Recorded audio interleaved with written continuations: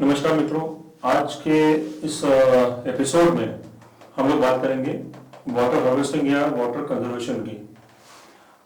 एक पुरानी कहावत है कि अगर हम लोग कुछ बोएंगे नहीं तो हमको कुछ मिलेगा भी नहीं। इसका दूसरा एक कहावत है कि जो बोओगे वही काटोगे। आज के समय में क्या हो रहा है कि हमने प्रकृति का दोहन इस रूप में किया कि प्रकृति से केवल लेने का काम किया है, जो भरना चाहिए वो काम नहीं किया। मैंने पहले वीडियोस में भी ये बात की थी कि एक रिफिल शब्द आता है और रिफिल शब्द मनुष्य के लिए आज के समय में बड़ा ही महत्वपूर्ण रह गया है, क्योंकि ये रिफिलिंग का काम बिल्कुल मनुष्य ने बंद कर दिया। और इस रिफिलिंग में बहुत सारे रिफिलिंग की हम लोग बात कर चुके हैं। इसमें एक मेन रिफिलिंग हमारी आज की जो है वो है वाटर हार्वेस्टिंग या वाटर कंजर्वेशन। अगर हम धरती के पानी को 500 फीट, 1000 फीट, 2000 फीट लेते रहेंगे तो उसके कारण अंदर की नमी खत्म होने का एक बहुत बड़ा मुद्दा आजकल बन रहा है। और ये पानी हमारे काम का बिल्कुल नहीं है। जो पहले के जमाने में कुएं थे, वो कुएं का पानी ही हमारे काम का है। वो पीने लायक पानी है और वो बीमारियां पैदा नहीं करता है। आज नंदे जी हमारे स्टूडियो में उपस्थित है। मैं उनसे पूछना चाहूंगा कि वाटर हार्वेस्टिंग या वाटर कंजर्वेशन हमारे लिए क्यों जरूरी है और हम इसे कितनी आसान तरीके से कर सकते हैं। नमस्ते विवेक जी, आपने जो प्रश्न किया है वो बहुत बढ़िया है। आज के समय की बहुत बड़ी आवश्यकता है रेन वाटर हार्वेस्टिंग। बरसात के पानी का हमको संग्रह करना चाहिए। प्राचीन काल में अपन जो देखते हैं अपने यहाँ यही पद्धतियां थी कि सारा जो बरसात का पानी है वो संग्रह करके रखा जाता था और उसी को साल भर चलाया जाता था। और बाद में अभी जब ये शुरू हुआ धीरे धीरे ट्यूबवेल खुदने लगे, पानी की समस्या होने लगी और बहुत ज़्यादा पानी की हमारी आवश्यकताएं भी पहले की तुलना में बढ़ गई। तो ट्यूबवेल पहले जब मुझे याद है कि हम लोग जब 73 में माधव आश्रम रहने आए थे तो ट्यूबवेल खोदने के लिए परमिशन लेनी पड़ती थी और कम से कम 250 फीट की दूरी पर दूसरा ट्यूबवेल खोदा करता था। जबकि आज अपन ये देखते हैं कि कॉलोनी में लाइन से घर होते हैं और सबके अपने अपने ट्यूबवेल होते हैं। तो मतलब पानी निकालने के इसमें पहले जो एक सोच था कि एक अपन गलत काम कर रहे हैं, जो नीचे का पानी निकाल रहे हैं वो वर्षों से संग्रहित पानी अपने लिए नहीं है, वो जमीन का हिस्सा है। धरती के अंदर का जो पानी है उसको, उस पानी को वही रहना चाहिए। जो बरसात का पानी होता है, ये बरसात का पानी ही हमारे लिए होता है। और ये देखिए कि अब अपन देखते हैं कि कभी बहुत बारिश होती है, कभी कम बारिश होती है, पर कुल मिला के जितनी बारिश जहाँ होना चाहिए उस क्षेत्र में जहाँ 40 इंच की वर्षा है वहाँ 40 इंच वर्षा होती है। तो अगर हम इसको संग्रहित करके रखें तो बहुत आसानी से हमारी जो आज सामने पानी की, पीने के पानी की और शुद्ध पीने के पानी की समस्याएं हैं उसका समाधान हो सकेगा।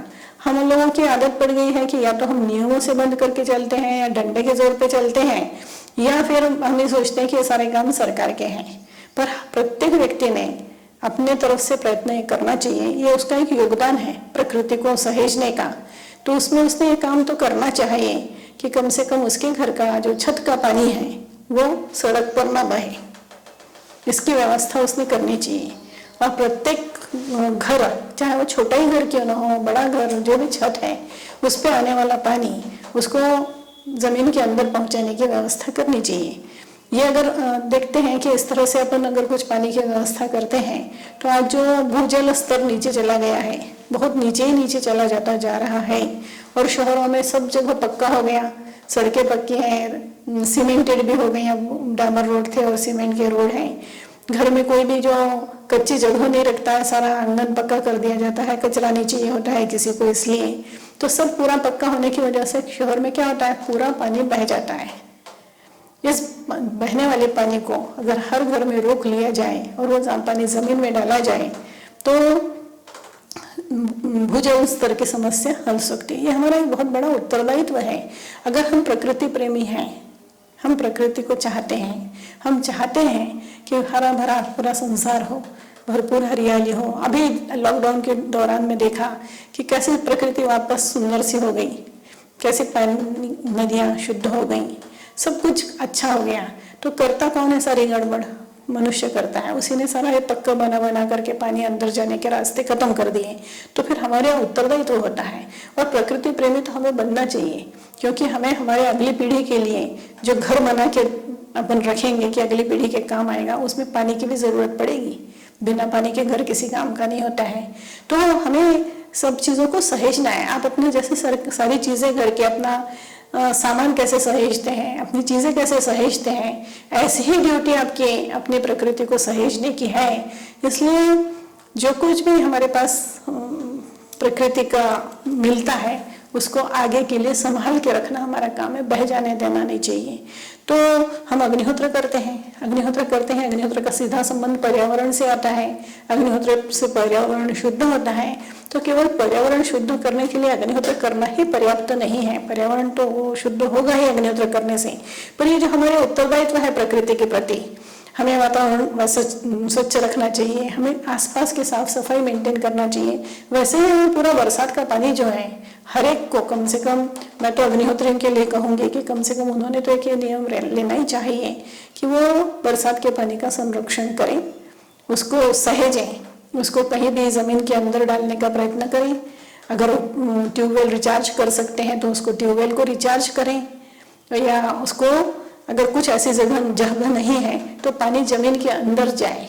अगर इस तरह से जगह जगह ये व्यवस्था की तो आने वाले समय में हमारे सामने जो भयंकर पानी का संकट आने वाला है, और अपन 2-3 साल पहले लातूर की स्थिति देख चुके हैं कि कितनी बुरी स्थिति हो गई थी लातूर में। ट्रेन से पानी पहुंचाया गया था, जानवर आसपास मर गए थे, कहीं हरियाली नहीं थी। ये पानी अगर हम जमीन के अंदर पहुंचाते हैं तो जो भी आसपास की खाली जगह है वहां पर हमेशा हरियाली बनी रहेगी, पशु पक्षियों को चरने के लिए, खाने के लिए बना रहेगा सारा वातावरण। मतलब हम छोटा सा काम करते हैं पर उसके परिणाम बहुत दूरगामी होते हैं। तो वाटर हार्वेस्टिंग, ये रेन वाटर हार्वेस्टिंग जो प्रकृति ने हमें दिया है उसे सहेजना, ये हमारा एक महत्वपूर्ण कर्तव्य होना चाहिए। क्योंकि ये जो पंच महाभूत हैं, जो उसी को हम हमारा जीवन कहेंगे, उसमें पानी एक बहुत महत्वपूर्ण स्थान रखता है। तो इस पानी को जितना हम, अब खेती के विषय में मैं आगे कभी बोलूंगी, पर अगर कुएं का पानी हम खेत को देते हैं तो ट्यूबवेल के पानी से कई गुना अच्छा होता है फसल के लिए। ऐसे ही कुएं का पानी हमारे पीने के लिए भी अच्छा होता है। पर ये शहरों में संभव नहीं है। तो शहर में हम तो केवल अपना उत्तरदायित्व निभा सकते हैं कि सारे पानी को हम सहेजें, और ये एक अपना प्रकृति के प्रति कर्तव्य, उत्तरदायित्व समझ करके इस काम को करें। तो जो हम प्रकृति के लिए काम कर रहे हैं अग्निहोत्र से वातावरण शुद्ध करने का, उसके साथ हमें एक सहायक काम के रूप में इस काम को अपनाना चाहिए, करना ही चाहिए, ऐसा मैं कहूँगी। नगर निगम परमिशन लेने के लिए मकान की जब हमें वो वाटर हार्वेस्टिंग करना पड़ता है, उसका ऐसा बंधन हो या न हो, हम जहाँ नहीं भी है इस तरह का बंधन, वहाँ पर भी हमें सब जगह वाटर हार्वेस्टिंग की ओर ध्यान देना चाहिए। ये साल निकल गया तो अगले साल निश्चित रूप से इसको करना ही है। एक संकल्प का अपने को लेना चाहिए और ये पानी बचाने की मुहिम में अपना योगदान देना चाहिए। तो जैसा आज हमने देखा कि वाटर हार्वेस्टिंग का महत्व क्या है, हमें क्यों करना चाहिए। महाराष्ट्र में हमने वाटर हार्वेस्टिंग किया हुआ है। इस विषय को लेकर हम अगले एपिसोड में इस बारे में बात करेंगे। तो आप समझ गए होंगे कि इस प्रकृति के जो जरूरी तत्व हैं, उन तत्वों जिनकी हमें जरूरत पड़ती है, हवा है, पानी है, भूमि है, जमीन है, तो इन सब चीजों की आवश्यकता हमें है। इनके बिना हम जिंदा नहीं रह सकते। हम कितना भी सोच लें कि हम चंद्रमा पर जाकर जमीन ले लेंगे या मंगल ग्रह पर हम जाके शिफ्ट हो जाएंगे, पर ये काल्पनिक तौर से तो बहुत सुंदर चीजें, लेकिन ये प्रैक्टिकल तो बिल्कुल नहीं है, ये कर नहीं पाएंगे।